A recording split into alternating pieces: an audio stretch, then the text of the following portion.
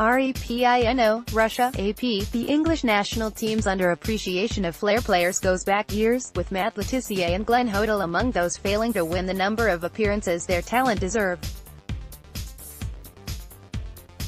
It is why the likely selection of Ruben Loftus-Cheek for the World Cup group game against Panama on Sunday should thrill England fans who are slowly getting back on side with the team under forward-thinking coach Gareth Southgate.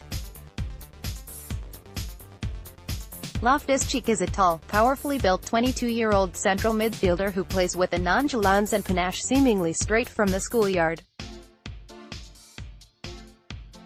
Take his England debut, against Germany at Wembley Stadium in November. One of his first touches was a back heel through the legs of Leroy Sane, followed moments later by another nutmeg of a second German player, Marcel Halstenberg. He relished being center stage, demanding passes even though opponents were right on his back, just like when he was a kid and he played with friends in small, caged pitches that helped improve his footwork and control in tight spaces. It was a fearless and composed performance to get excited about, and he was picked as the man of the match. Now, he finds himself at the World Cup as one of a slew of bold squad selections from Southgate, who is intent on going with youth as he looks to return England to the international games top table.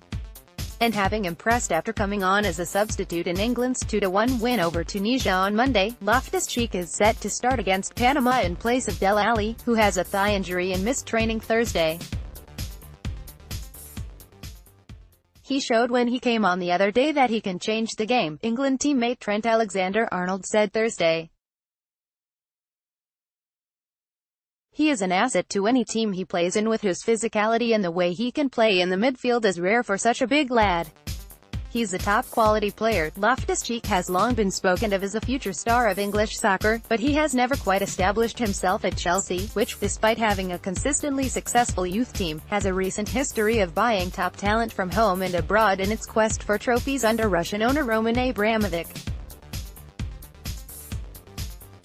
Ever since I was in the Chelsea academy, I've had that awareness that people were saying I would be the first one to break through since John Terry, Loftus-Cheek said. I believed I could, but the opportunities didn't quite come for me. It was only last season, when he went on loan at Premier League rival Crystal Palace, that the country really got to see his talents on a weekly basis. Palace manager Roy Hodgson raved about him, saying, "He just doesn't have any weaknesses." Not that Southgate needed reminding. Southgate, a former coach of England's under-21 team, has followed the midfielder's progression through the country's youth teams from the age of 15.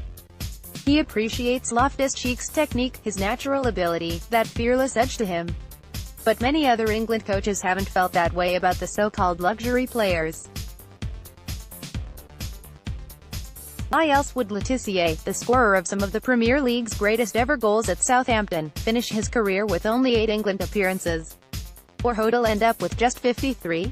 As for other richly talented former England players, John Barnes was barracked by some fans and Paul Scholes wasn't cherished like he should have been. Loftus-Cheek came on as an 80th-minute substitute against Tunisia and looked immediately at home on the big stage. He drove forward, made some neat turns and played with his head up. There is still some debate about where his best position is. Is he a no. 10? Is he an out-and-out central midfielder? Can he even run games from a deeper position? But what isn't in doubt is his presence and assuredness. He has modeled his game on Michael Ballack, the Germany midfielder who used to play for Chelsea, and it's easy to spot the influence. After the World Cup, Loftus-Cheek's aim is to hold down a regular position in Chelsea's team. He says he just wants to play football, even if that means leaving the club that brought him through. First, though, is Panama. A good display could see Southgate keep Loftus-Cheek in the team for the final group stage game against Belgium and beyond, should England advance. Just don't expect Loftus-Cheek to go into his shell. Not with Southgate willing to back him all the way. _____. Steve Douglas is at www.twitter.com/SirDouglas80.